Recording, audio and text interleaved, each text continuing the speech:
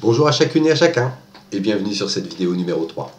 Alors à moins que vous ne soyez arrivé ici par hasard, si tant est que le hasard existe, ou plus exactement qu'il soit le nom donné à ce que l'on ignore, sinon vous vous doutez que de nouvelles surprises vous attendent. Dans tous les cas, merci d'être venu ou revenu partager ce moment ensemble. Aujourd'hui il sera question de la France, plus exactement de la métropole française, car pour tout ce qui est des DOM et des TOM, ça c'est encore une autre histoire. Alors pourquoi ce thème? Évidemment non pas par nationalisme ou patriotisme, mais tout simplement car je me suis demandé depuis quand cette dénomination de France existait, et je peux vous assurer que là, l'étonnement va être de taille. Alors comme toujours, un petit tour sur de l'officiel, et si vous vous demandez ce que j'entends par officiel, alors c'est le moment d'écouter ou de réécouter le début de la vidéo numéro 1 ou le début de la numéro 2. On y apprend quoi dans l'officiel?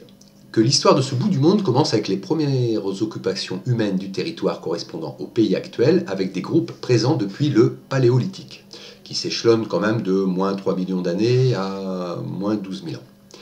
Même si en France, le début serait aux alentours de moins 850 000 ans, avec Homo antecessor, que commencerait cette occupation du territoire.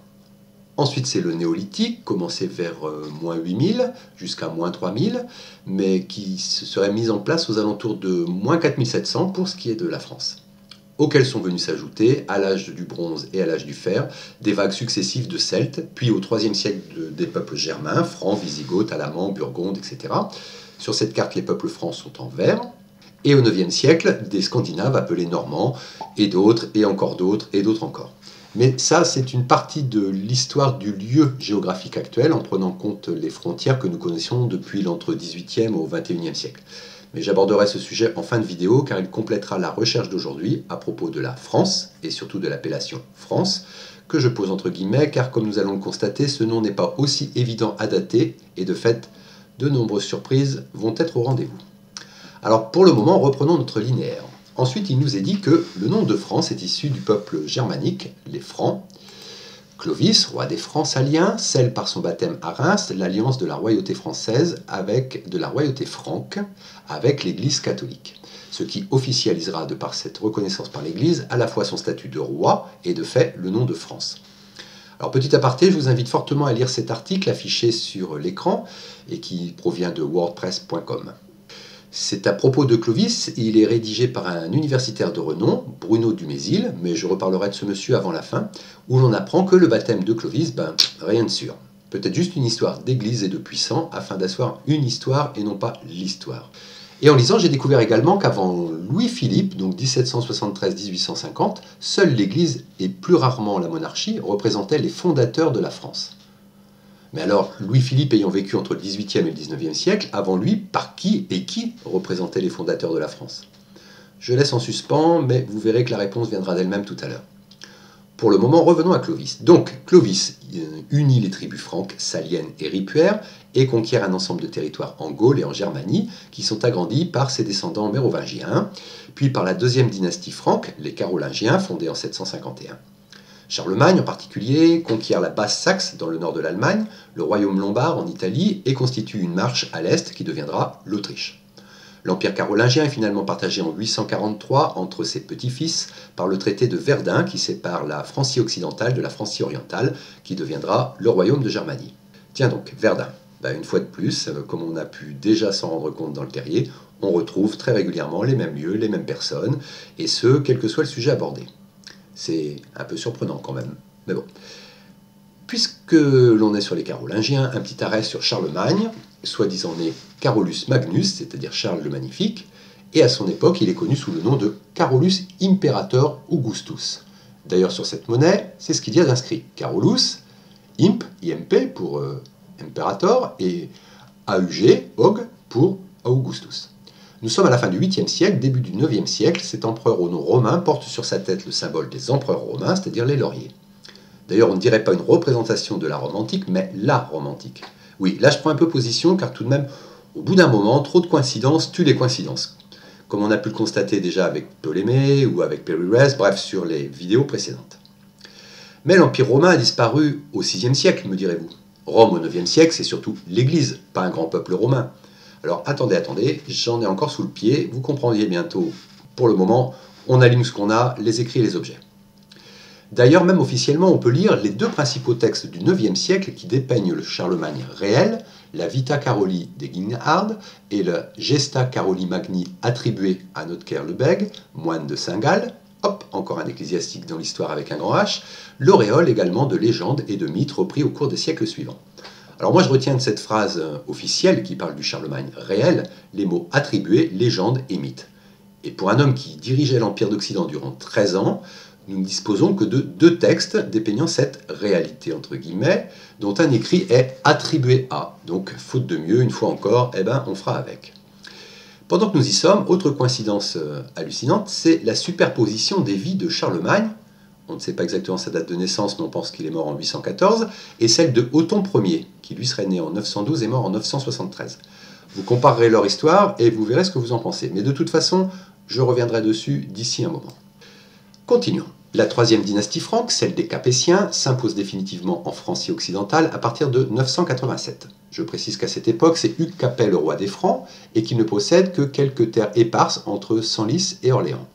Alors Philippe Auguste, roi de 1180 à 1223, et ses successeurs donnent une nouvelle impulsion à l'unification territoriale du royaume de France et repoussent les frontières orientales du Rhône sur les Alpes et de la Saône sur le Rhin. À partir de l'achat du Dauphiné, mais ça ce sera vers 1349, donc bien plus tard, jusqu'à l'annexion de l'Alsace, qui elle se fera au XVIIe siècle, puisque c'est 1648-1681. Cette image est le sceau officiel aux Archives nationales de France de Philippe Auguste dit Augustus. Il y est écrit Philippus Dei Gratia Francorum Rex. Philippe, par la grâce de Dieu, roi des Francs. Pourtant, dans les cours d'histoire, Philippe Auguste est reconnu comme l'inventeur de la nation française, car il annexa de nombreuses terres. Alors pourquoi roi des Francs et non pas des Français? Certainement car il est le premier roi ayant fait porter sur ses actes, sporadiquement à partir de 1190 et officiellement à partir de 1246, Rex Franciae, roi de France, au lieu de Rex Francorum, roi des Francs. Il n'empêche que tout roi de France qu'il est, son sceau est en latin, alors oui, je sais, ça reste la langue officielle de la diplomatie et du pouvoir, mais c'est peut-être pas si simple. Par contre, qu'est-ce qui a bien pu faire basculer cette appellation fortement symbolique de Rex Francorum à Rex Franciae? Les conquêtes territoriales? Possiblement. Nous savons que depuis au moins les fils de Clovis, mais également par le traité de Verdun de 843, que les fils héritaient chacun d'une partie du royaume du père. Si bien qu'il n'existait pas un pays, mais plusieurs royaumes de Francs, avec à leur tête des rois des Francs. Le tout au pluriel. De par ses conquêtes, Philippe Auguste commence à définir un royaume un peu plus grand et peut-être décida-t-il par grandeur d'ego de ne plus parler de roi des Francs, qui n'était qu'une appellation officialisée par l'Église mais qui reflétait pas la réalité de terrain avec tous ces territoires autonomes. On était loin de l'empire de Charlemagne, mais qu'il voulut un roi de France afin d'insister, de symboliser le fait qu'il existe un roi pour un territoire et que ce territoire unifié n'est plus celui des différents clans francs, mais celui de France. Une France comme un petit empire réunissant différents royaumes. Ou alors, en bonne Augustus romain, c'est au nom d'un supérieur dirigeant qui unifia les clans, unifia par la guerre quand même, un peu comme une nouvelle guerre des Gaules, si je puis me permettre ce parallèle. En parlant de supérieur dirigeant, on peut lire sur Wikipédia à propos du conflit entre Capétiens et Plantagenets. Plutôt qu'un conflit national entre la France et l'Angleterre, il s'agit d'un conflit féodal entre deux dynasties françaises. Les nobles qui composent l'armée anglaise sont essentiellement d'origine française. Les troupes d'infanterie anglaises, les fantassins, sont essentiellement recrutés localement en France, Anjou, Guyenne, Normandie, Bretagne, etc. Les possessions continentales des souverains plantagenets sont alors plus importantes que leurs possessions insulaires, et bien plus étendues, au début du conflit, que les possessions directes du roi de France, même si celui-ci est le suzerain du roi d'Angleterre pour la plus grande partie des possessions qu'il détient sur le continent. La langue parlée par les deux belligérants est le français de l'époque. Le français demeurera d'ailleurs la langue officielle de la cour d'Angleterre jusqu'en 1361. On trouve encore de nos jours sur les blasons et armoiries de la monarchie anglaise les expressions « Honi soit qui mal y pense », devise anglo-normande. Elle est la devise de l'ordre de la Jarretière, le plus important ordre de la chevalerie britannique. Sur cette photo, l'emblème de l'ordre de la Jarretière avec sa devise au château de Windsor. Tout comme « Dieu est mon droit », qui reste le cri de guerre officiel du Royaume-Uni. Les rois plantagenets prendront le plus souvent femme en France du XIe au XVe siècle, ce qui perpétuera la présence de souverains d'ascendance française en Angleterre. Alors oui, vous avez bien entendu, au début du conflit, en 1159, donc au XIIe siècle, les Plantagenets détenaient plus de territoire sur la France, du moins sur le territoire franc, que les rois des Francs. Un autre fait reste surprenant dans l'histoire du conflit capétien-plantagenet, c'est une guerre terrible de par sa longueur, puisqu'elle dure de 1159 à 1259, soit une guerre de 100 ans. Mais la guerre de 100 ans, ce n'est pas celle de 1337 à 1453, celle entre les Français et les Anglais, justement. Si, mais là, ce sont les Valois contre les Plantagenets. Et oui, nous avons deux guerres qui s'appellent du même nom, qui concernent les mêmes pays, et par deux fois les Plantagenets. C'est fort, hein, quand même. Alors, entre Charlemagne et Othon Ier, énormément de similitudes à 100-150 ans d'écart, et maintenant, deux guerres dites de 100 ans, avec les mêmes belligérants, à 100 ans d'écart également. Si j'étais parano, à force, et comme vu sur les deux vidéos d'avant, je finirais par croire que par moments, il y a des superpositions d'histoire et ou de personnages. Bref, je reprends. Nous avons une guerre contre les Anglais pour des histoires de conquête territoriale. Une guerre de 100 ans qui durera de 1159 à 1259 entre les Capétiens et les Plantagenets. Oui, mais en 1187, les Francs de Palestine sont attaqués. Alors notez l'appellation officielle de Francs de Palestine. Cette reproduction-là ne date que du 19e siècle, mais ça, on en reparlera aussi sous peu. Et là, miracle, on stoppe la guerre, et les deux rois, anglais et français, partent quasiment bras dessous, défendre les Francs d'Orient. Les Anglais sont en guerre contre les Francs, mais leur roi part en Palestine pour les défendre. Alors bien sûr, officiellement, on reprendra la guerre plus tard, mais pour le moment, il faut s'unir pour défendre les Francs. Alors rien ne vous surprend? On parle officiellement de Francs et non pas de Français, mais bon, vu la date, il n'y a toujours pas de France officialisée réellement. Comme on vient de le lire, ce sont deux dynasties franques ou françaises qui s'affrontent. Une querelle de famille, donc. Alors quand on apprend qu'une autre partie de la famille est aux prises avec les musulmans, tout le monde fait bloc. Alors ça c'est joli en film hollywoodien, mais quand il est question de pouvoir politique, dans la vraie vie, ce n'est pas comme ça que ça se passe. Surtout pas en royauté où le pouvoir, c'est le pouvoir, puisqu'en plus, il est de droit divin. D'ailleurs, vous noterez dans l'histoire le nombre de trahisons et autres régicides qui ne se comptent plus. Non, là, une fois de plus, si cette guerre s'est nommée croisade, ce n'est pas par hasard. Pour sûr, il y a également de la demande Vatican là-dessous, évidemment. Et l'Église, c'est Rome, et Rome et son influence, c'est une instance dirigeante supérieure. Et enfin, troisièmement, et aucune représentation d'époque sur un fait aussi important. J'en dirai bien plus, mais pour l'instant, on se canalise, comme j'ai dit, sur les infos. Un point s'impose pour résumer où nous en sommes à ce stade. Nous avons commencé avec l'histoire de la Francie et de ses différents territoires issus des peuples gaulois, d'origine celte pour le plus grand nombre. Cette Francie commencera à être reconnue avec le possible baptême de Clovis en 496, 505 ou 507, on ne sait pas exactement, mais bref, ce serait au VIe siècle, si ce baptême a eu lieu. Et dans la chronologie officielle, irait jusqu'à l'annexion de l'Alsace au XVIIe siècle, sauf qu'entre deux, le nom de France est revendiqué officiellement entre 1190 et 1246 environ, quand la chancellerie du roi Philippe Auguste commence à employer le terme de Rex Franciae, roi de France, à la place de Rex Francorum, roi des Francs, pour désigner le souverain. La référence, c'est Jean-Paul Meyer, Les Fils de l'an 2000, un essai paru aux éditions L'Harmattan, 1998. Il est d'ailleurs précisé sur geo.fr que le 7e roi de la dynastie capétienne, Philippe II, 1165-1223, qui est le fils de Charles Quint et titulaire de toutes ses possessions territoriales, est dit Auguste en référence aux empereurs romains. Roi à l'âge de 15 ans, il régnera durant 42 ans et restera dans les mémoires comme l'un des monarques emblématiques de la France médiévale. Donc petite remarque, 6 siècles après la fin de l'Empire romain, on continue d'y faire référence pour les monarques. L'ombre de Rome serait-elle plus importante que la lumière royale ? Et pour ceux qui ont regardé la vidéo d'avant, celle sur Ptolémée, n'y aurait-il pas ici quelque chose qui ressemblerait à ce que l'on a déjà vu entre l'influence de Rome du VIe siècle et l'Empire byzantin au XIVe siècle dans cette histoire capétienne? D'un côté, nous avons 8 siècles d'influence, de l'autre 6 siècles, tout de même surprenant. Autre petite remarque, la langue officielle est toujours le latin. Je dis ça, c'est pour la suite. Fin de l'autre petite remarque.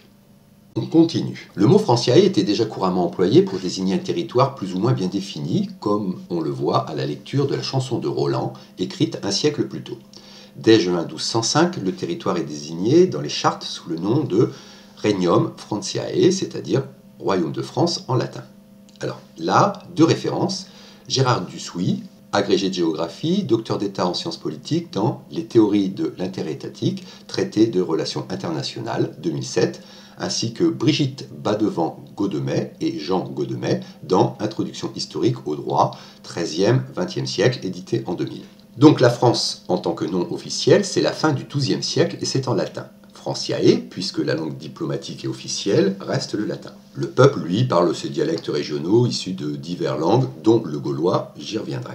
Pour la France géographique, à peu près telle que nous la connaissons, il faudra attendre 1918. Entre deux, des annexions de territoire ont été faites, mais ces ajouts correspondent à la France et non pas à la Francie ou à la Gaule. Bien, nous y voyons plus clair. Mais tout ça, ce sont des histoires d'écrits et de quelques pièces de monnaie. Et comme nous n'avons pu que le constater avec Ptolémée dans la vidéo précédente et la prise de tête sur les noms, les dates, les personnages, les disparitions de preuves, les retrouvailles de preuves, les doublons, les désaccords sur qui est à l'origine de quoi, la chronologie qui s'en mêle les pinceaux, les on pense que et autres peut-être que, ainsi que le manque de preuves archéologiques hormis les pièces de monnaie et leur fiabilité parfois douteuse, pour ne pas dire chronologiquement incompréhensible dans leur estampillage, alors là, je vais être prudent en essayant de recouper les écrits avec un autre élément, une autre preuve, juste histoire d'assurer le coup.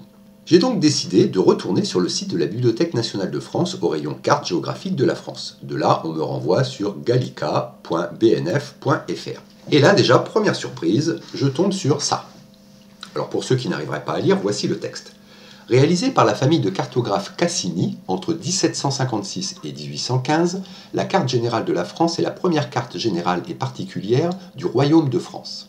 Composée de 180 feuillets accolés, elle donne une vision d'ensemble du royaume dans ses frontières de l'époque, ce qui explique l'absence de Nice, de la Savoie et de la Corse, mais la présence de villes aujourd'hui belges, luxembourgeoises ou allemandes. L'exemplaire conservé au département des cartes et plans de la BNF est l'un des rares aquarellés à la main dans les années 1780. Chaque feuille en a été découpée en 21 rectangles, collés ensuite sur une toile de jute afin d'en permettre le pliage et le transport aisé. Alors pardon, la Bibliothèque nationale de France nous dit que la première carte générale de la France date de la fin du XVIIIe et du début du XIXe siècle. Et la voici dans toute sa splendeur avec la liste des localités sur le côté. Évidemment, je me suis dit que je m'étais trompé et qu'il fallait que j'affine ma demande. Alors j'ai demandé toutes les cartes de France et je me suis retrouvé sur la France en carte. Ensuite, j'ai demandé l'accès chronologique et là, nouvelle surprise pour les originaux, si l'on accepte les cartes de Ptolémée, qui, comme nous l'avons vu, pourraient fortement dater soit des 14e, 15e ou 16e siècles. Donc pour les originaux, ça ne commence qu'au 15e siècle. J'ai cherché et cherché, mais rien avant le XVIe siècle en termes de cartes géographiques attestées originales. Si vous en trouvez, je suis preneur, car sinon, c'est maintenant que l'on glisse réellement dans le terrier, car ce que vous allez découvrir risque de vous mettre une sacrée claque. Alors on commence par la fameuse carte de la Gaule retrouvée au XVe siècle et qui daterait de Ptolémée, d'après Hipparque de Nicée. Je rappelle, Hipparque de Nicée, c'est moins 180, moins 125. Alors pour vous, je ne sais pas, mais puisqu'on nous dit que celle-ci est également de Ptolémée et de la même époque, vous trouvez que ça sent le même travail avec les mêmes connaissances? Ce sont des reproductions, donc normal qu'elles soient différentes dans la conception, mais d'un point de vue connaissance dans la représentation. Je vous laisse réfléchir et je continue. La première carte que je vous propose est la plus ancienne du XVIe siècle que j'ai pu trouver, si l'on accepte les reproductions peut-être issues d'originaux entre guillemets de Ptolémée, vues dans la vidéo précédente, ainsi que celle de Pyrrhès, datée de 1513, étudiée sur la vidéo numéro 1, mais qui ne concerne pas la France. De plus, celle-ci, qui elle ne concerne que la France, nous provient de Horonsphine, un mathématicien, astronome et cartographe français qui réalisa la première carte de France dite moderne. Donc la période dite moderne s'étalant de la fin du XVe siècle au début du XVIIe siècle, soit la Renaissance en ce qui concerne la France. Elle est de 1538, c'est inscrit dessus, et elle dispose du tampon de validation officielle. Première surprise, pour moi en tout cas, c'est le titre. Non pas qu'il soit en latin, langue des érudits de l'époque, mais qu'il signifie ça. Pour rappel, en latin et pour le mot France, nous avons pu constater qu'il y avait eu Francorum pour les royaumes francs et Franciae pour le mot France. Mais Galliae, on peut toujours tournicoter, ça signifie Gaule. Évidemment, mes amis historiens n'ont pas manqué de me dire que c'était une représentation de la Gaule à l'époque française. Ok, pourquoi pas, même si ça me paraît surprenant que pour une première carte officielle, on représente la Gaule plutôt que la France, mais surtout, dans ce cas, pourquoi Nouvelle-Gaule ? Comme s'il s'agissait d'une Gaule datant d'après la Gaule, si vous comprenez mon raisonnement. S'il y a représentation d'une nouvelle Gaule, c'est bien qu'il y en a eu une ancienne, genre avant et après l'Empire romain. Logique, non? Mais non, me rétorquèrent mes amis, c'est une nouvelle représentation de la Gaule pour différencier d'avec la représentation que le soi faisait avant. Oui, mais alors dans ce cas, apparaît un nouveau problème, il n'existe pas de représentation de la Gaule puisque cette carte est officiellement la première carte. De plus, pour l'Angleterre, tout comme pour l'Allemagne, on voit bien écrit Angleterre et Britannica, donc dans les deux langues, français et latin, ou encore la Grande Allemagne et Magna Germania. Mais pour la France, nous avons juste Francica en latin, et pas en français. Pourquoi? Et regardez pour l'identification précise des régions, c'est toujours Gallia, Gallia Celtica, Gallia Narbonensis, mais jamais une traduction en français comme pour l'Angleterre ou l'Allemagne. Pourquoi? La France existait-elle au XVIe siècle ou n'était-elle que la Nouvelle-Gaule dont le latin était la seule langue nationale officielle et le français un dialecte, un patois parlé à la capitale et ses alentours, ce que l'on nomme aujourd'hui l'Île-de-France?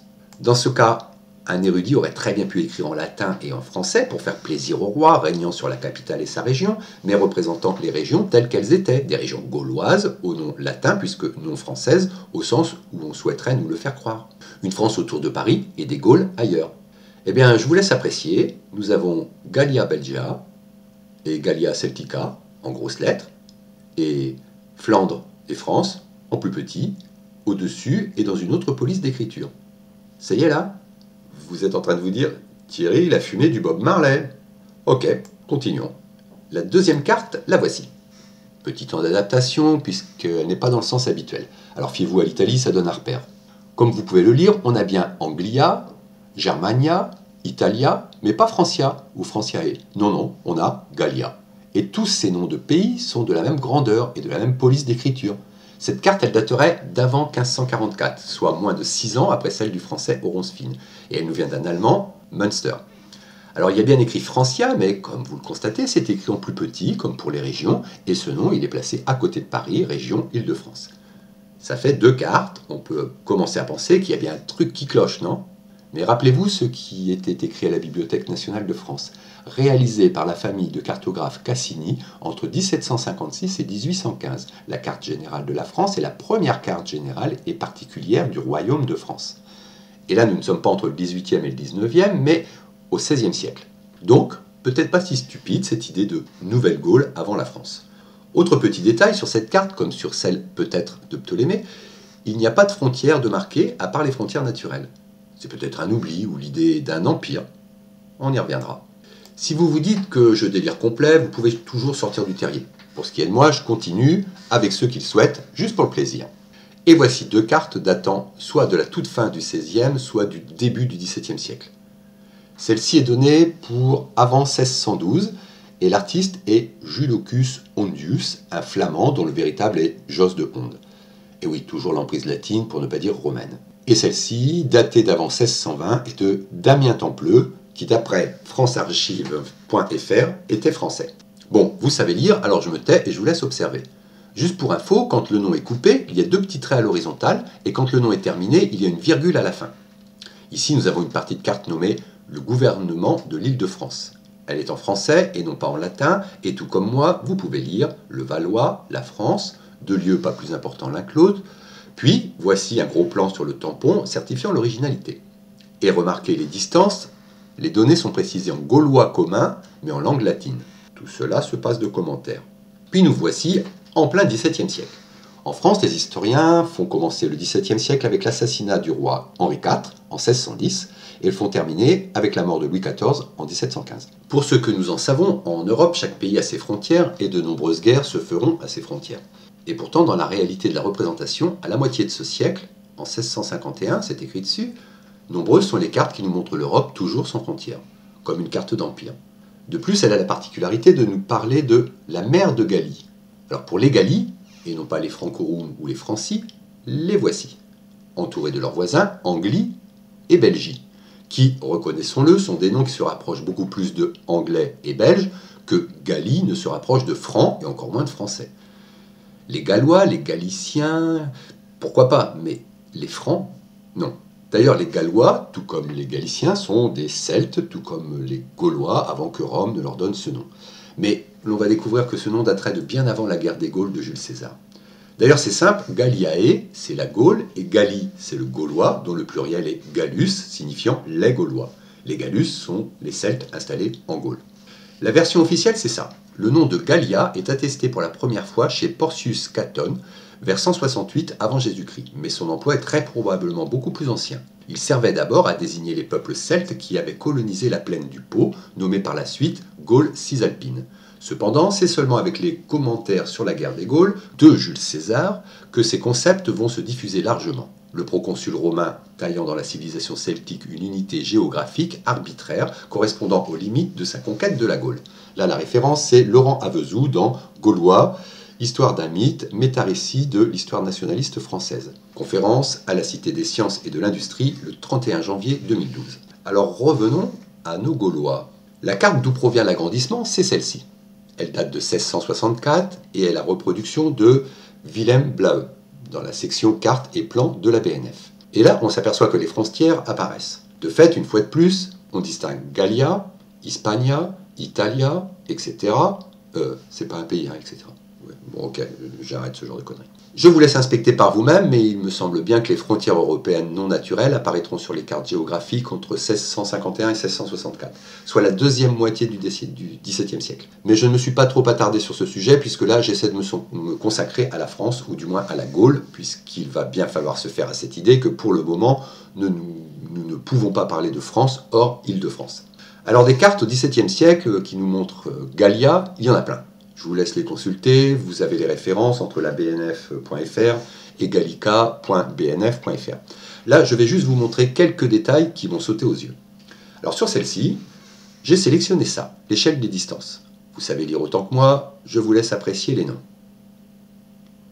Celle-ci, c'est une carte d'avant 1643, donc le roi Louis XIII, de Nicolae Joannide Wichner, dit Nicolaus Ioannis Vicerius des Pays-Bas. On y voit écrit en latin: cette nouvelle carte de Gaule est dédiée à l'humble seigneur roi chrétien Louis XIII de France par Nicolae Joannide Wichner. En dessous et en gros, échelle importante, puis en dessous encore, les échelles en germain et en gaulois. Donc nous avons une carte de la Gaule comportant deux échelles de mesure dédiées à un roi de France. Je m'avance, mais n'est-ce pas juste le roi de l'Île-de-France? Car observez une fois encore la grosseur du mot France comparé à Normandie, Champagne ou Artois. Et je ne commenterai même pas la grandeur du mot Germania. Alors à ce stade, faites un effort de désapprentissage, essayez d'être juste dans la découverte de cette carte sans penser à ce que l'on vous a appris. Réfléchissez juste en fonction des infos officiellement transcrites sur cette carte, reconnue et tamponnée comme originale par une institution telle que la Bibliothèque nationale de France. Pour vous, est-ce là un cadeau pour le roi de France, au sens où nous l'entendons habituellement, ou un cadeau pour un seigneur de région nommé roi d'une France régionale à l'intérieur d'un pays nommé Gaule, par une Rome, entre guillemets, toujours puissante? D'ailleurs, les frontières régionales, découpage datant de Jules César, lors de sa sectorisation des Celtes de ce territoire en peuple gaulois, sont clairement visibles. La suivante, 1693, c'est écrit dessus, carte du cartographe Sanson, et là, que voyons-nous en cette toute fin du XVIIe siècle? Le mot France et un cartouche d'inscription en français, ainsi que des noms de villes qui commencent à ressembler à ce que nous connaissons.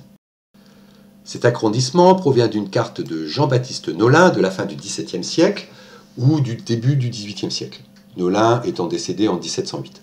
Non seulement elle est en français, mais observez les notifications concernant les distances. On nous parle d'anciennes miles romaines, d'anciennes lieues gauloises et de grandes lieues de France. Autrement dit, si l'on prend la peine de toujours notifier d'anciennes appellations, d'y faire référence, cela ne prouverait-il pas qu'elles étaient encore en vigueur juste quelque temps auparavant? Aujourd'hui, à part le mètre en France, qui aurait idée de parler d'une autre unité de mesure, et surtout qui parle encore en miles romaines ou lieues gauloises? Là, nous sommes toujours au tout début du XVIIIe siècle et plus rien ne choque. Il s'agit de la carte représentant les bornes des derniers des traités. Les cartes de Nicolas de Fer concernant ces traités sont éditées en 1709. Le cartouche d'inscription est clairement en français, les échelles de distance en petite, moyenne et grande lieues, les régions ne comportent plus du tout d'appellation Gallia ou Celtica, les seigneurs sont appelés enfants de la France, donc le roi est le roi. Là nous sommes en France, mais là nous sommes au XVIIIe siècle. Ici, et avec cette dernière carte ce sera net et l'on va pouvoir comprendre le véritable tournant, la fin d'une époque et le début d'une autre. La totalité du cartouche est dans les deux langues, latin et français. C'est la description des Gaules, tirée des cartes imprimées et manuscrites de Sir Sanson Nicolas, 1600-1667, corrigée sur les remarques de Don Bouquet et sur les dissertations de Monseigneur Leboeuf, chanoine d'Auxerre, et par le sergent G. Robert. Les auteurs en sont donc Gilles Robert de Vaugondy, 1688-1766, Martin Bouquet, 1685-1754, et Jean Leboeuf, 1687-1760. Là, c'est net, cette carte est un tirage du XVIIIe siècle, issu de la carte de Nicolas Sanson du XVIIe siècle, et établie sous surveillance d'un religieux et d'un civil. Et que nous dit cette reproduction? Qu'au XVIIe siècle, la France s'appelait les Gaules et que les représentations officielles de cartographie étaient en latin, alors qu'au XVIIIe siècle, on parle de la France. Non seulement le cartouche est dans les deux langues, celle de l'original et celle de la copie, mais de plus l'échelle, qui fait également partie du cartouche, est donnée en 3 unités, une romaine, une gauloise et une nouvelle.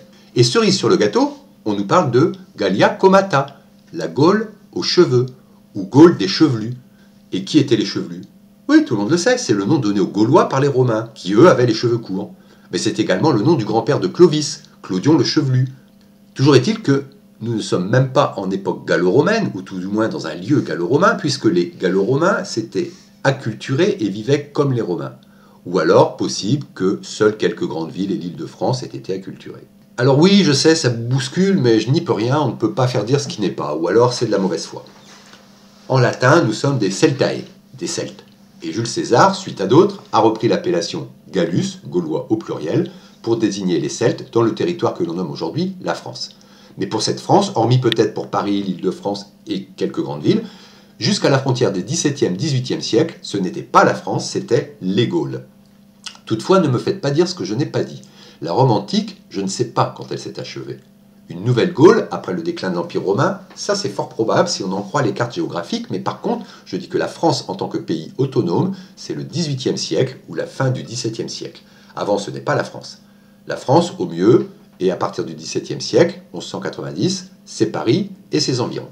Et souvenez-vous, réalisé par la famille de cartographes Cassini, entre 1756 et 1815, la carte générale de la France est la première carte générale et particulière du royaume de France.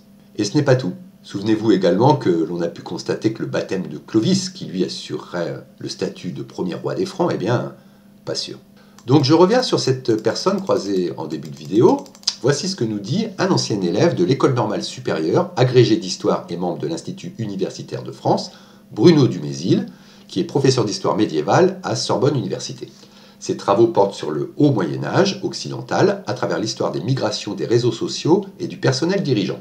On peut lire sur cet article, relayé par actuelmoyenage.wordpress.com, que le peut-être Clovis a eu un probable baptême, donc la source, vous la voyez, et toujours en citant le professeur Dumézil, il y a également précisé ceci. Notre image est pour l'essentiel née au XIXe siècle. Avec un talent extraordinaire, les peintres d'histoire ont alors figé des scènes que, jusque-là, seule l'Église et plus rarement la monarchie avaient représentées.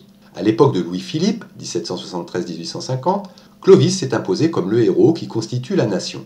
Un peu germain et un peu romain, encore barbare mais déjà chrétien, venu d'ailleurs mais appelé à rester sur le sol gaulois, il incarne la France éternelle. Ces images et ces mythes ont la vie dure.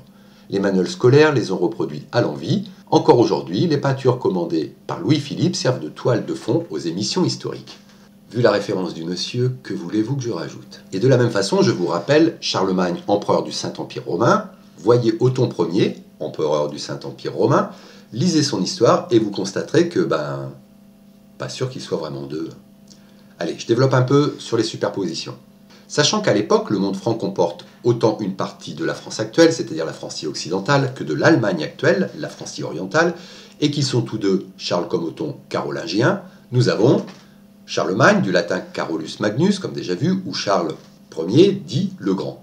Othon Ier, surnommé en allemand Othon der Grosse, Othon le Grand en français.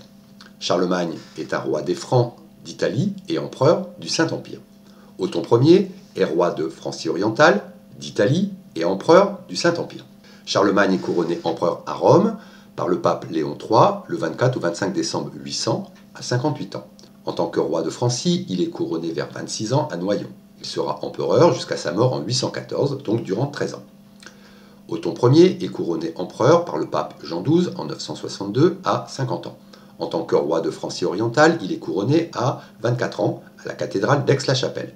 Il sera empereur jusqu'à sa mort en 973, durant 11 ans. Charlemagne est roi d'Italie par mariage, Othon Ier est roi d'Italie par mariage. Charlemagne est enterré dans la cathédrale d'Aix-la-Chapelle, donc aujourd'hui à Aachen, si vous cherchez, c'est une ville allemande, ville du couronnement d'Othon Ier, dont il avait fait sa capitale. Othon Ier est enterré dans la cathédrale de Magdebourg, en Allemagne, dont il avait fait sa capitale. Charlemagne eut au moins 5 épouses et 7 enfants avec postérité, Othon Ier eut au moins 3 épouses et 7 enfants. Je stoppe là cette liste, mais ce n'est que le début. Date à écart mathématique similaire, tant avec les ascendants qu'avec les descendants, conquête territoriale quasi similaire et à écart de date quasi similaire, dynastie à écart de datation similaire, construction identitaire des pays vis-à-vis de ces personnages, tout correspond comme un quasi copier-coller avec une centaine d'années d'écart. De fait, je ne peux que vous interpeller sur ce travail, des chroniques gallo-tartares, relevées sur le blog de Cédric Leclerc. Je vous mets l'adresse mail, l'adresse web, si des fois vous ne la voyez pas, où l'on découvre ça, par exemple. Et pour finir l'embrouille, Charlemagne est un carolingien. Nous sommes d'accord. Officiellement, les Carolingiens formèrent une dynastie de rois francs qui régnèrent sur l'Europe occidentale de 751 jusqu'en 987. Vous êtes toujours d'accord? Vous n'avez pas le choix, c'est la version officielle.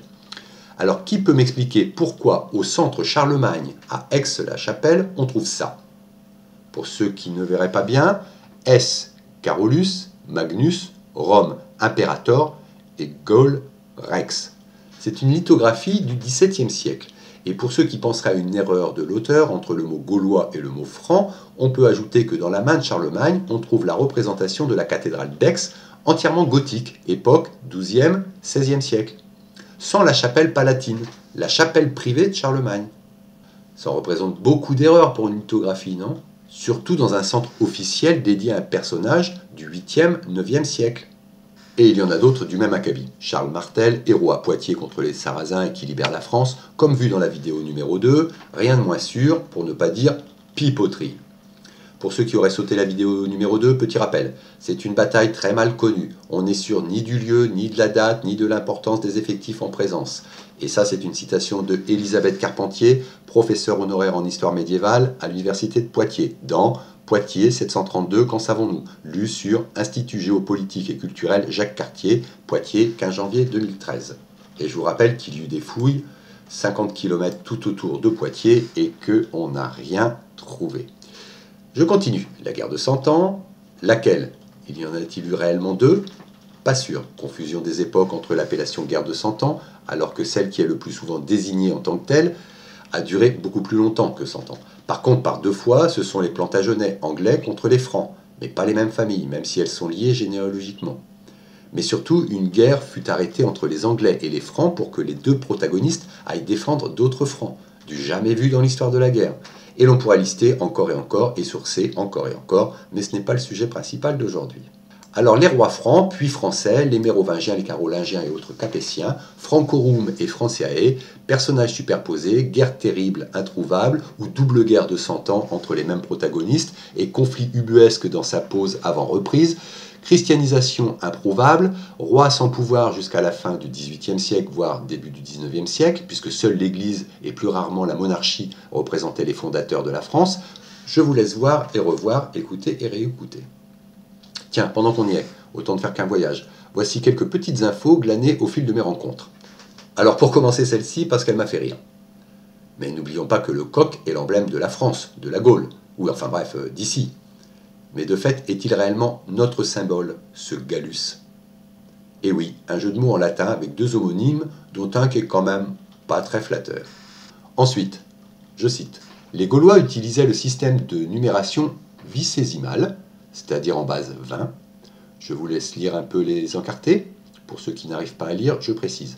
On peut percevoir une présence résiduelle en français de ce système, 80 se disant 4, 20 et non octante, comme en latin, et que l'on retrouve dans certains pays aux origines celto-gauloises, comme la Belgique francophone, qui a longtemps été française, ou encore la Suisse francophone, pays de Vercingétorix. Ici, la Gaule ayant peut-être perduré plus longtemps, le 80 a persisté. Mais on le retrouve aussi, et là c'est officiellement beaucoup plus récent, dans la dénomination l'hôpital des 15-20 à Paris, hérité d'un hospice fondé vers 1260 par Saint Louis pour 300 aveugles. 300, 15 x 20, 15, 20. Ce système de numérotation est dû à cet héritage. Cette compatibilité en base 20 perdurera jusqu'au XVIe siècle, toujours lui, dans les campagnes françaises. Et pourquoi en 1260 un roi français compterait-il encore en gaulois, et pourquoi les paysans jusqu'au XVIe siècle comptaient leurs arpents de terre sous cette forme? Est-ce que je me risque à dire que ces gens, rois comme paysans, étaient des Gaulois? D'ailleurs, Comment percevait-on les Gaulois au début du XXe siècle? Réponse en images. Sur cette belle illustration de 1906, où l'on apprend que le premier roi de France est un Franc du nom de Pharamond, arrière-grand-père de Clovis, père de Clodion le Chevelu. Pharamond, signifiant celui qui est protégé quand il voyage. Alors, suis-je le seul à penser que Pharamond et Pharaon, c'est assez proche comme consonance, même comme écriture? Et suis-je également le seul à me souvenir que la momification permettait de protéger Pharaon pour son voyage vers l'éternité? Autre fait intéressant, même si en cours d'approbation. Il est aujourd'hui admis par de nombreux historiens que les Francs-Saliens, l'un des peuples francs vivant à l'est du Rhin, dans l'actuelle Allemagne et Belgique, pratiquaient un paganisme polythéiste teinté d'animisme, mais y mélangeaient également une part de religion juive. Ils connaissaient cette religion et en pratiquaient certains rites qui remonteraient à leur mélange avec les peuples troyens ainsi qu'avec leur origine grecque, plus particulièrement l'Arcadie, ce qui me fait penser d'ailleurs à une peinture de Poussin. Pour les références, voir les livres Liber Historiae Francorum, supposé daté du 7e siècle et écrit par un anonyme, ou encore la Chronique de Frégédère, supposée du 7e siècle et qui est une compilation historiographique. Alors, note intéressante, dans ces deux livres, il est question des roitelets de France, entre guillemets, et non pas de rois au sens régnant reconnu sur la totalité d'un pays. Petit clin d'œil concernant ce que nous avons pu constater en regardant les cartes. Dans ce cas, sachant que de nombreux Grecs sont issus d'Égypte, à cette époque, l'Égypte et la Grèce, c'est une grande histoire quasi familiale, et que nous parlons ici du 4e, voire de l'avant-4e siècle, c'est-à-dire au moment de la division de l'Empire romain, entre autres sous l'emprise des invasions germaniques, il n'est donc pas ridicule d'envisager que l'influence, voire une origine égyptienne, puisse être présente dans l'histoire des Mérovingiens. De plus, les historiens antiques tels que Grégoire de Tours, 6e siècle, ou Tacite, 1er siècle, ainsi que de nombreux écrivains contemporains, chercheurs et journalistes appuient ces thèses. En France, nous avons principalement Gérard de Sède, baron érudit, journaliste et auteur, même s'il est souvent très contredit par les officiels. Et au Royaume-Uni, il y a 3 journalistes enquêteurs, Henry Lincoln, Michael Begant et Richard Leigh, ainsi que le couple journalistique auteur, chercheur et romancier, Clive Prince et Lynn Picknett. Mais tout cela ne reste que des probabilités plus ou moins reconnues selon les écoles de pensée, puisque, comme nous l'avons vu dans la présentation, la vidéo numéro 0, il y a différentes écoles de pensée dans l'histoire, comme dans tous les domaines d'ailleurs. Ces gens de pouvoir. Avoir un premier roi qui se faisait appeler presque pharaon, à ce niveau, ce n'est plus de la fierté, mais de l'arrogance, peut-être même de l'obséquiosité. Mais que ne ferait-on pas au nom du roman national? À moins que le français, langue royale, devienne une langue juridique et administrative avec l'ordonnance de Villers-Cotterêts en 1539. Le XVIe siècle, encore et toujours, soit 1000 ans après la chute de l'Empire romain. Pour le moins, on est long à la détente. Un peu comme si aujourd'hui nous parlions encore le français de l'an 1000, avant de décider que pour la justice et l'administration, ce serait quand même bien plus pratique de parler le français contemporain. Pour ce qui est du français en tant que langue commune, il faudra attendre les lois Jules Ferry, qui sont une paire de lois sur l'école primaire en France, présentées en 1880 et votées en 1881-82 sous la Troisième République, qui rendent l'école gratuite, loi du 11 juin 1881, l'instruction primaire obligatoire et participent à laïciser l'enseignement public. Ça, c'est la loi du 28 mars 1882. Elles sont associées au nom de Jules Ferry, dirigeant politique républicain des débuts de la Troisième République, qui a notamment exercé la fonction de ministre de l'Instruction publique 2 fois entre 1879 et 1883. C'est d'ailleurs assez surprenant de voir qu'il est ministre de l'Instruction publique alors que nous parlons d'éducation nationale. Et entre instruction et éducation, il y a un écart, ça ne signifie pas la même chose. Bon, je reprends. Au-delà de la laïcité, il permettra un enseignement non soumis aux dogmes religieux, même si les écoles religieuses persisteront sous l'appellation d'écoles privées. Ce qui me paraît important ici, c'est de comprendre pourquoi il a été décidé de rendre obligatoire l'instruction et de fait d'y introduire la gratuité afin que chaque parent ne puisse pas argumenter, par le biais de raisons financières, de ne pas pouvoir envoyer son ou ses enfants à l'école. On nous a appris que c'était pour l'égalité des chances. Ça, pour moi, c'est ce que l'on nomme aujourd'hui le packaging. Car si vous faites partie de cette génération qui a eu la chance d'avoir des grands-parents nés au début du XXe siècle et qui vous ont raconté leur histoire scolaire, alors vous savez que la classe commençait par une inspection d'hygiène, vérification des mains, des ongles, de l'arrière des oreilles et du cou, afin d'être propre, sain, on verra ensuite pourquoi, puis une morale écrite au tableau, devait être lue à haute voix et à l'unisson, morale qui reflétait les valeurs premières de l'attachement au pays, à la famille et au travail, Je n'ai pas osé dire travail, famille, patrie, mais je pense que tout le monde aura compris. Enfin, les disciplines les plus importantes étaient l'apprentissage de la langue française, écriture, lecture, dictée, récitation, etc., afin que chacun comprenne la même langue. On verra également pourquoi ensuite. L'histoire et la géographie, pour ne pas dire le roman national, afin d'inculquer l'identité nationale et se préparer à mourir pour la patrie. Je vais y revenir également. Le calcul, important pour le travail. L'éducation physique, pour parfaire l'esprit sain dans un corps sain. Alors pourquoi tout cela à partir de 1881 ? Deux raisons. La révolution industrielle de 1850 et la guerre de 1870. Il est apparu, suite à ces deux événements, qu'il allait falloir des travailleurs et des bidasses qui se comprennent, qui croient en leur pays et qui sachent compter et qui soient en bonne santé. Car jusqu'à présent, les individus parlaient pour l'essentiel leur patois et leur hygiène, l'État n'en avait que faire. La France en tant que territoire uni à l'histoire unique, comme nous l'avons vu, c'est une belle histoire théorique, mais qui n'existe pas dans la réalité des faits. Et pour preuve, durant la guerre de 1870, nombre de témoignages assurent que certains ordres avaient été non compris ou interprétés faute de langue commune. De la même façon, la délocalisation des populations pour cause industrielle, dans les campagnes les machines commençaient à remplacer les bras paysans et les usines réclamaient des bras, demandait une langue commune, délocalisation pour l'emploi. Et pour certains postes, un minimum de connaissances en calcul. Et enfin, être en bonne santé, c'est moins d'absentéisme. Et c'est également pour amplifier ce mouvement que plus généralement, l'expression loi Jules Ferry peut désigner un ensemble plus vaste de textes réformant l'enseignement en France entre 1879 et 1886 à l'initiative de Jules Ferry. Cet ensemble inclut, outre deux lois précédentes relatives à l'école primaire, des lois relatives à la formation des professeurs, à l'enseignement secondaire et supérieur ou au fonctionnement de des commissions administratives compétentes en matière d'enseignement. La loi Goblet du 30 octobre 1886 parcheveront les lois Jules Ferry. Alors tout cela pour dire quoi ?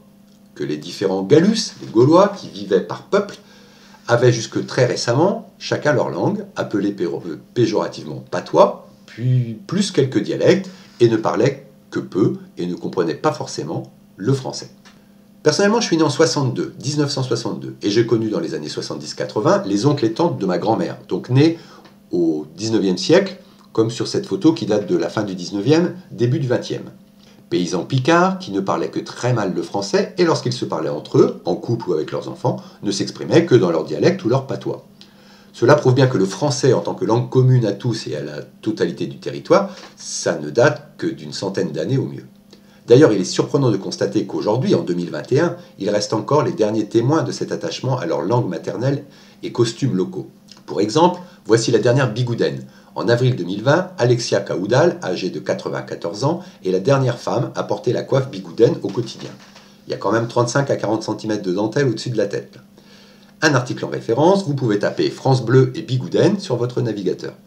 Je ne peux m'empêcher de penser que si la France avait été un pays unifié dès les francs de Clovis, ou le XIIe siècle avec un roi ayant autorité morale sur toute la France et qui décide du mot France en 1190, ou encore la Renaissance, ou je ne sais quelle période, il n'aurait pas fallu attendre le XXe siècle, soit 1500 ans ou 400 ans ou plus tard, selon le repère choisi, pour qu'en France, entre guillemets, nous sachions tous parler la même langue.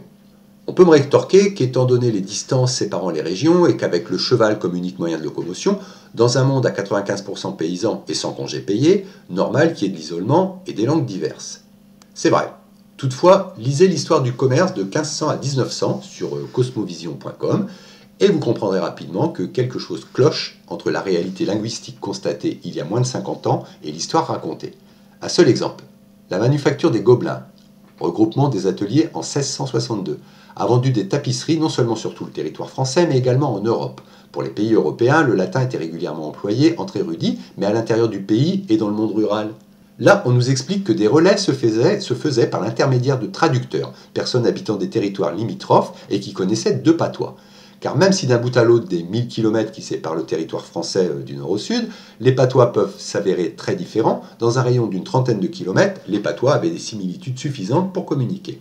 Mais pour former un pays à la culture à peu près unique, justement, est née en 1881 une langue commune. Et si l'on compte 10 à 20 ans pour que cette langue se répande suffisamment pour qu'elle fasse consensus, on arrive à 1900. Et de fait, pas étonnant que les paysans de la génération de mes arrière-grands-parents, qui ne se déplaçaient que peu, ne parlaient que pratiquement pas cette langue, que l'on nous sert comme le fer de lance de notre culture. Comme quoi, la notion de France, c'est très récent. Je terminerai avec cette carte de 1541, donc moitié du XVIe siècle, estampillée Archives. Ce n'est pas la France, c'est écrit dessus. Enfin, pour ce qui est de la récurrence du XVIe siècle comme un pilier incontournable, je rappellerai juste que c'est la période de la réforme protestante et de tout ce qui en découlera. Et si vraiment ça ne vous pique pas encore les yeux, alors voilà de quoi enfoncer l'info. En lisant cet article, qu'on ne peut plus récent puisqu'il date du 4 mai 2012, concernant un déplacement de bornes frontalières, je me suis demandé s'il ne serait pas possible de compléter notre enquête en trouvant des éléments autres que les cartes, les patois, les surprises de certains textes, etc., qui prouveraient ou au moins démontreraient que les mots Gallia Francorum ou encore Franciae étaient employés à des dates non habituelles de la chronologie donnée et ainsi pouvoir recouper cette information avec celle relayée jusqu'à présent. Alors pour sûr, même dans le cas où il subsisterait des bornes marqueurs ou des bornes territoriales en pierre, d'une part, leur datation serait difficilement réalisable. Premièrement, on ne sait pas dater une pierre. Deuxièmement, au mieux, pouvons-nous dater les dépôts biologiques se trouvant incrustés dessus, mais ce n'est pas suffisamment fiable pour assurer l'âge de la pierre. Et même si une telle pierre était gravée avec les mots Gallia Celtica, par exemple, d'un côté, et un autre nom de pays ou de région de l'autre, il est évident que cette pierre serait attribuée automatiquement à l'époque gauloise traditionnelle, conventionnelle. Et dans le cas où une datation récente, toujours entre guillemets, pouvait être effectuée, on attribuerait à cette expertise une erreur, un élément qui aurait faussé la datation. Tout comme cela s'est déjà produit et continue de se produire de nombreuses fois avec de nombreux objets considérés comme hors époque, à l'exemple de certaines momies égyptiennes et autres oopartes. Vous savez, oopartes, ce sont ces objets considérés comme hors place ou hors temps, du simple fait qu'ils ne correspondent pas à la version académique de l'histoire. L'archéologie interdite ne manque pas d'exemples de ces objets ou manuscrits dont nous découvrirons certains lors de prochaines vidéos, à l'image de la carte de Périres qu'on a vue dans la vidéo numéro 1 ou des oiseaux d'Autun sur la vidéo 1 bis. Donc pour les pierres qui délimitaient les frontières nationales, à l'image de celle-ci datant de 1820, a priori elles seraient trop récentes pour comporter un autre mot que celui de France. De fait, j'ai cherché les dates des traités concernant l'établissement des frontières, et là, ô surprise, et oui, avec nos voisins de frontières, les traités ne remontent pas au-delà du 19e siècle, à 2 exceptions près. Et cette information provient directement de travaux de recherche effectués par le CNRS, c'est-à-dire le Centre national de recherche scientifique. On ne pouvait pas rêver mieux comme référence. La preuve. Pour la Belgique, les traités s'échelonnent entre 1814 et 1976. Pour le Luxembourg, c'est 1820. Pour l'Allemagne, c'est entre 1814 et 1926. Avec l'Italie, ça va de 1860 à 1948. Pour Monaco, entre 1861 et 1963. Pour ce qui est d'Andorre, la frontière était coutumière, entre guillemets, jusqu'en 2000, et un nouveau traité a été signé en 2012. Alors restent les traités concernant la Suisse et l'Espagne, qui eux s'échelonnent entre 1564 et 1965 pour la Suisse, et entre 1659 et 1956 pour l'Espagne. Commençons par le plus ancien. Comme vous pouvez le lire, les références proviennent de la BMS, de la BNF, mais d'un abbé de la fin du 19e siècle. Comme vu sur les vidéos précédentes, l'Église, toujours bien présente quand il s'agit d'écrire l'histoire. Alors le traité de Lausanne de 1564 est un document par lequel Emmanuel Philibert de Savoie, duc de Savoie, renonce définitivement à ses possessions en terre vaudoise, la suzeraineté sur ce territoire passant à Berne. Emmanuel Philibert de Savoie, 1528-1580, obtient avec les traités du Cateau-Cambrésis de 1559 la restauration des États de Savoie. Il utilise ensuite la diplomatie afin de récupérer les bailliages de Thonon, de Gex, de Ternier-Gaillard, occupés depuis 1536 par les Bernois.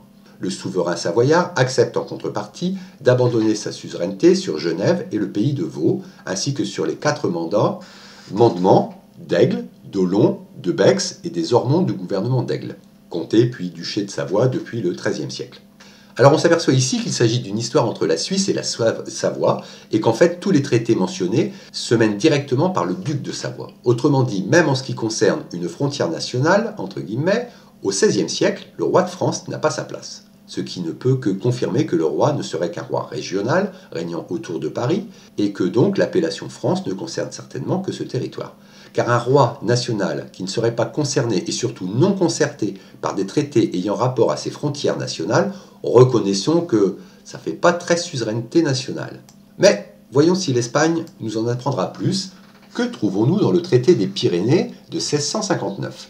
Alors le traité est dit des Pyrénées en raison de son article 42, qui dans la version française du traité énonce que les monts Pyrénées, qui ont anciennement divisé les Gaules des Espagnes, feront aussi dorénavant la division des deux mêmes royaumes.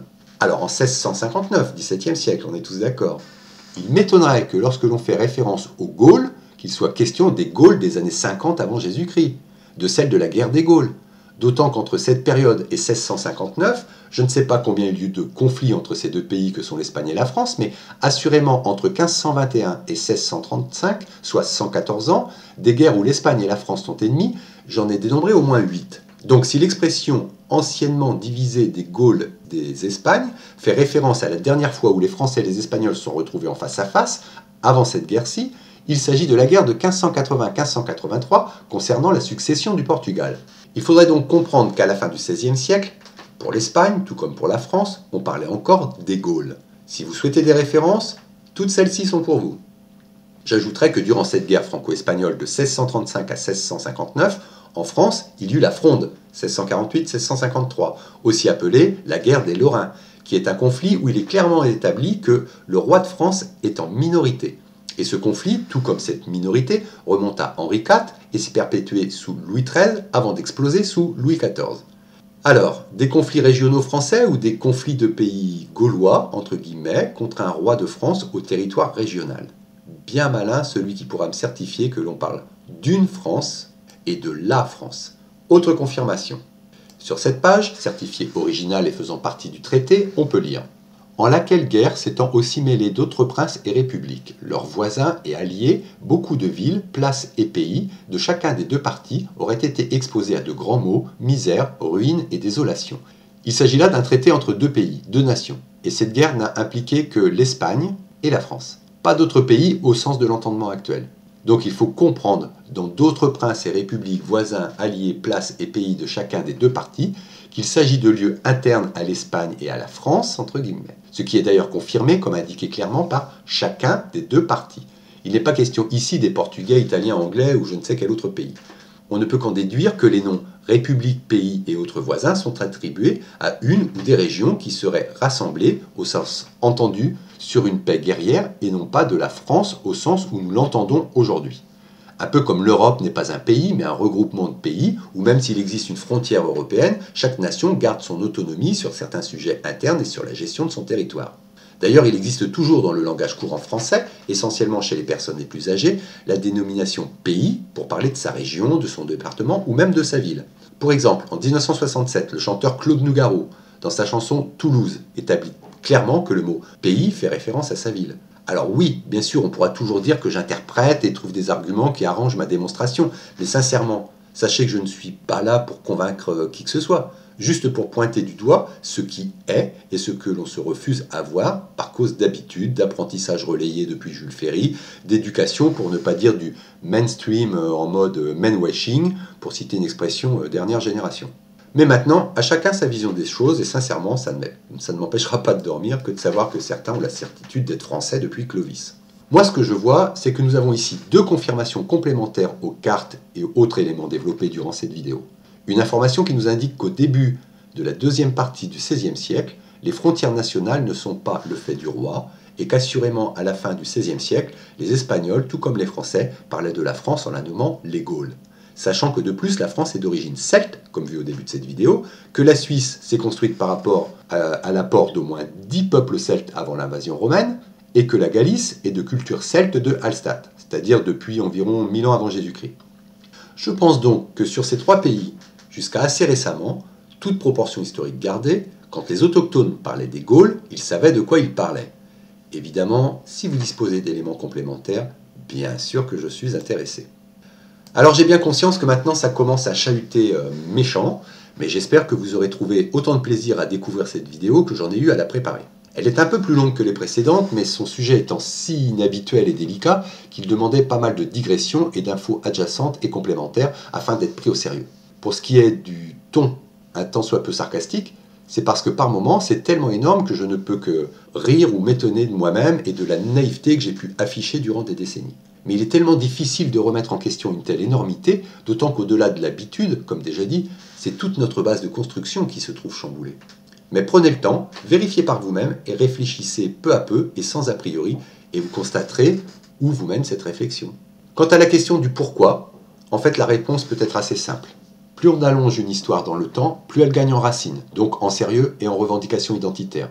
Et surtout, il est plus facile d'asseoir un pouvoir au nom d'une France de 1500 ans, qui suit une histoire gauloise de guerriers dévoués et suivant un Vercingétorix héroïque même dans la défaite, que de demander au peuple d'une nation qui n'afficherait même pas 300 ans d'aller mourir au champ d'horreur pour sa patrie, quand il sait que sa patrie n'existe pas puisqu'elle a été durant des siècles, pour ne pas dire des millénaires, parcelée et sous tutelle d'un autre ou de différents autres. Je pense à Rome, mais également à l'Église.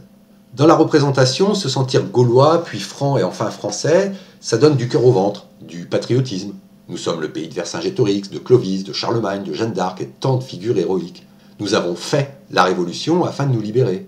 Nous sommes le pays de la gastronomie, de la mode, et dont l'art de vivre est connu et reconnu dans le monde entier. Nous sommes la Tour Eiffel et le French Kiss. Voilà de quoi donner du cœur au ventre, du patriotisme, de l'idéalisme. Mais si nous apprenions que nous avons été sous le joug de Rome jusqu'à il y a au moins de 300 ans en arrière, et que nos rois étaient des roitelets de l'Île-de-France, tout juste bons à se faire relais des décisions venant d'autres, alors qui devenons-nous? Aurions-nous eu le courage nécessaire pour 1870, 1914, 1939? La guerre, c'est beaucoup d'argent pour les banques et beaucoup de pouvoir pour quelques familles à forts égaux. Alors, il en faut des guerres, et il en faut régulièrement, et avec des personnes prêtes au sacrifice, à l'héroïsme. Aujourd'hui, avec la technologie de pointe, c'est moins facile d'envoyer les gens au front. Alors il faut réinventer la guerre, et la preuve, à l'heure où je vous parle, nous traversons une guerre. Le président Macron nous l'a répété 6 fois en moins de 20 minutes dans un discours de 2020. L'ennemi est pire que celui d'avant, il est devenu invisible, pour ne pas dire vicieux. Et derrière celui-là, il y en a d'autres qui attendent leur tour. Des cybercriminels sans visage, jusqu'aux problématiques climatiques, qui ne manqueront pas de nous affecter d'une manière ou d'une autre dans les années qui viennent. L'histoire pourra continuer à s'écrire au rythme des puissants et de la peur des ennemis, aujourd'hui devenus insaisissables. Et la tentation peut être grande de vouloir tricher quand on détient le pouvoir et que les gens ont peur d'un ennemi contre lequel ils ne peuvent pas grand-chose. Pour ce qui est du comment, c'est encore plus simple. Demandez-vous combien de personnes savaient écrire et lire jusqu'à la moitié du XXe siècle. Demandez-vous quel était le quotidien de 95% des gens de ce monde jusqu'à récemment, et même encore aujourd'hui pour beaucoup. Ont-ils le temps de se renseigner correctement sur ce qu'il se passe ou se passait dans leur pays, aujourd'hui comme hier, alors qu'ils cherchent pour certains à manger, un toit, un travail, et pour d'autres qui bossent dès l'âge de 5 ou 6 ans dans les mines, des industries, des champs ou des tas d'ordures? Même si sa forme mute, l'esclavagisme n'a jamais cessé. Alors lorsqu'on a ces problèmes-là à résoudre au quotidien, savoir si le pays a vraiment connu tel ou tel héros, non, vous ne cherchez pas. Et le jour où un coup de sifflet est donné pour vous dire que vous êtes le gentil et que vous devez combattre le mauvais d'en face, facile de vous galvaniser en vous racontant une histoire nationale et ou religieuse. Pour les autres, ceux qui ont des boulots à peu près stables, demandez-leur s'ils sont prêts à remettre en question ce qu'on leur a appris à l'école, au risque de voir tout leur environnement, professionnel, social, familial, basculer. Quant aux enseignants, et je n'ai rien contre eux, j'en compte même dans ma famille, c'est encore plus compliqué, ils ne sont toujours pas sortis de l'école. Cette école qui nous raconte ce que les puissants de ce monde, les véritables dirigeants, souhaitent que nous croyions. Sans compter que, pour ce qui est de la chronologie, jusqu'à il y a moins de 200 ans, les gens du commun calculaient en années rythmées par les fêtes votives et les saisons. Dans chaque région et dans chaque pays, au-delà de l'année ou de quelques années, on se repérait en fonction d'un élément naturel marquant, comme la grosse inondation d'il y a tant d'années, marqueur qui changeait en fonction d'un autre élément naturel qui arrivait, la sécheresse de l'année dernière, ou d'un élément familial, la naissance, le mariage ou la mort de telle ou telle personne de la famille, ou encore du jubilé du dirigeant local ou d'un changement de dynastie. Même chez les chrétiens, n'oublions pas que le calendrier, celui de Scaliger, date du XVIe siècle, toujours ce siècle charnière, et sur commande d'un pape, encore et toujours l'Église, et qu'il y aurait beaucoup à dire tant sur le personnage qui le rédigea que sur la fiabilité de ses repères et autres calculs. D'ailleurs encore aujourd'hui, qui peut me sortir l'année de naissance du Christ avec une absolue certitude, alors que c'est notre repère calendaire? Tout comme qui peut me dire, avec la même certitude, que cet homme a vécu, et que s'il a vécu, c'est tel qu'il est décrit et décrit? Non. L'histoire, c'est un arrangement avec des mensonges sur lesquels certains académiques se plient, sciemment ou non, afin de préserver leur place, leur prestige et leur salaire. Leur équilibre mental peut-être aussi. C'est comme ça. Alors quelle est l'importance de chercher? J'en parle au début de la vidéo de présentation, la numéro 0. Un arbre ou une dent sans racines, c'est comme une édification sans fondation stable. Ça ne peut pas tenir très longtemps. Soit ça tombe, soit il faut raccommoder en permanence, mais dans tous les cas, ce n'est pas sain. Et sans santé morale, personnelle comme collective, on ne peut pas aller correctement bien longtemps. Il nous faut nous réapproprier notre passé si nous souhaitons vivre un présent sain afin de construire un futur stable. En tout cas, c'est ce pourquoi j'effectue ces vidéos, sans aucune prétention, hein, bien entendu. Pour les plus sceptiques, je vous propose un jeu de pistes, car les infos que vous découvrirez, vous ne croirez pas, si elles proviennent de moi. Par contre, en effectuant vos recherches et par recoupement, cela devrait finir par vous convaincre. Au début, je vous ai relayé cette phrase officielle. Le nom de la France est issu d'un peuple germanique, les Francs, Clovis, 466-511, roi des Francs saliens, scelle par son baptême à Reims l'alliance de la royauté franque avec l'Église catholique. Alors là, nous avons donc peuple germanique, salien, scellé et Église catholique. Enfin, Clovis nous donne la période. Reste à trouver un lieu gaulois, déterré récemment et qui aurait survécu jusqu'au XIVe siècle. 2 indices, peuple des Leucs et diocèse de Toul. Bonne chasse à vous. Une dernière chose sur la France et je vous promets qu'ensuite j'arrête. Lorsque nous parlons de la France républicaine et démocratique, savez-vous que le président est prince? Et ça ne date pas d'hier. Depuis 1278 et jusqu'à aujourd'hui, toutes les plus hautes autorités de la royauté ou de la République ont été et sont coprinces d'Andorre avec un évêque, un archevêque ou un cardinal. Quelquefois le religieux est manquant, mais jamais le représentant de l'État. Tapez coprince d'Andorre sur votre moteur de recherche, puis visez la liste des comtes, des rois, une reine de Navarre, etc. Mais surtout, tous les présidents depuis la Première République. Et juste pour le fun, notre pays laïque a aussi son chanoine d'honneur. Depuis Henri IV, tous nos chefs d'État français sont chanoines de Latran et reçoivent ce titre honorifique de la propre main du Saint-Père. C'est beau, non? Et puis, vous êtes-vous déjà demandé pourquoi, alors que le chef du gouvernement est le Premier ministre, pourquoi nous ne votions pas pour lui? Et oui, même dans les royautés, où cela se nomme monarchie constitutionnelle, on vote pour le Premier ministre, puisque c'est lui le chef du gouvernement, comme en Angleterre par exemple. Le président, logiquement, il est juste là pour surveiller la Constitution. Ce n'est pas le chef du gouvernement. Alors serions-nous moins démocratiques qu'une royauté? Bonne question, non? Sachant qu'un monarque règne, mais ne gouverne pas. Et c'est valable dans toutes les monarchies d'Europe. Mais nous avons le palais de l'Élysée pour le président. Oui, un palais, quoi de plus royal? Et je vous laisse chercher ce qu'était l'Élysée dans la mythologie. Et le palais Bourbon pour l'Assemblée nationale. Encore un palais, plus un nom royal. Les Bourbons sont une branche des Capétiens, et oui. Et regardez le palais Bourbon. Belle architecture, non? Ça ne vous rappelle aucune époque? Voilà, je suis arrivé au bout et j'arrête de vous farcir la tête avec cette vidéo. Mais en parlant de vidéo, je vous dis à bientôt pour de nouvelles aventures dans le terrier du lapin avec un nouveau sujet. Et d'ici là, à chacune et à chacun, merci d'avoir partagé ce temps et n'hésitez pas à commenter et à liker et surtout, bonne suite de vie et bonne suite de découvertes. Pour moi, arrivé à cet endroit du terrier, je regarde le lapin filer droit devant, tandis que, arrêté un moment, contemplant le décor qui m'entoure, je me demande, sommes-nous en 2021 après Jésus-Christ? Et à quoi ça rime d'ailleurs, cette date? Après la chute de l'Empire des Césars, l'Empire de l'Église a-t-il remplacé? D'Avignon au Vatican, un pape à la place d'un César aurait-il assis son prestige en réécrivant l'histoire à grands coups d'autodafé, sur les personnes comme sur les écrits? De la Sainte Inquisition, des palinceps, les réécritures de manuscrits après grattage et effacement, et autres tours de magie orchestrés tout autour du monde, tant il est constatable qu'il est difficile de trouver un simple village dans ce monde qui ne dispose pas d'au moins un édifice religieux chrétien, que ce soit une église, un couvent, un monastère ou toute autre structure répondant à l'homme du Vatican. Les missions jésuites sur tout le continent, sur tous les continents, la CIA des frères dominicains et son Maleus Maleficarum, les excommunions ne permettant plus la parole publique, les apocryphes, et tout ce que j'ignore, et tout ce qui se cache dans les archives, les collections privées ou encore sous terre. Qui est et que c'est le pape noir, ce supérieur général élu à vie à la tête de l'ordre de la Compagnie de Jésus? Que savaient les Templiers? Que savait l'abbé Saunière, qui lui donna un tel pouvoir, et qui fit se rassembler de grands notables dans une petite église du sud de la France, près d'un prêtre assassiné, au livre ainsi qu'à la tombe très surprenante. D'ailleurs, l'abbé Saunière ne reçut pas le dernier sacrement, et rendit son confesseur fou. Et qu'est-ce qui peut bien être si terrible dans cette église pour que son entrée porte ce nom de terrible? Ce même sud de la France où est née la crèche et les santons, pourtant si loin du Proche-Orient. Que savait l'érudit Père Ardouin qui lui valut la censure, une interdiction de vente? Que savait Newton qu'il échangea avec Voltaire dans ses lettres anglaises? Essayez de vous renseigner sur tout ça. Il y a des réponses. Peut-être pas suffisantes, mais il existe des réponses. Pas le choix, moi là où j'en suis, il faut que je cours derrière le lapin et que je continue ma descente dans le terrier. Alors, vous joindrez-vous à moi? Tiens, le lapin s'est arrêté. Il se retourne et me tend un papier, et me dit « Voici ce qu'on peut lire sur le dossier La France des 100 tribus gauloises de la revue Historia, numéro 892 bis, avril 2021. » En écoutant ce texte, essaie juste pour le jeu de remplacer le mot Gaule ou Gallie par celui de France, le mot gaulois par celui de français, et celui de César par celui de n'importe quel dirigeant depuis Clovis jusqu'au plus proche des présidents ayant eu maille à partir avec les divers indépendantistes régionaux, qu'ils soient bretons, basques, corses ou autres. Je te le lis. Une Gaule unie, tel un seul bloc. Bien avant que les nationalistes de la fin du XIXe siècle, Jules César, dans sa guerre des Gaules, en a jeté les bases.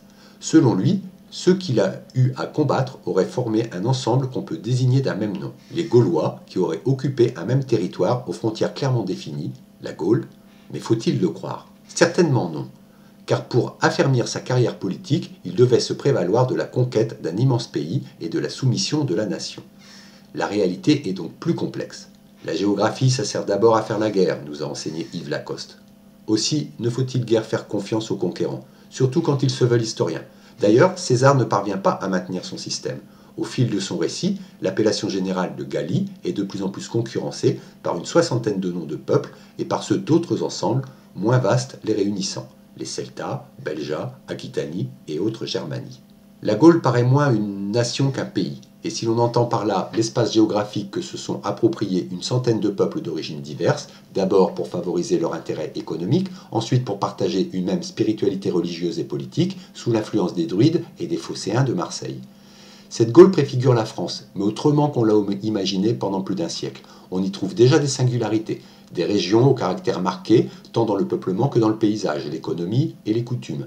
Les traces de cette France gauloise sont plus nombreuses qu'on pourrait le croire. L'occupation du territoire, le défrichement de la mise en culture sont en effet l'œuvre de ceux que l'on considère comme nos ancêtres, qui le sont moins par le sang dont nous découlerions que par l'habitat qu'ils nous ont légué. Les grands aménagements leur sont redevables.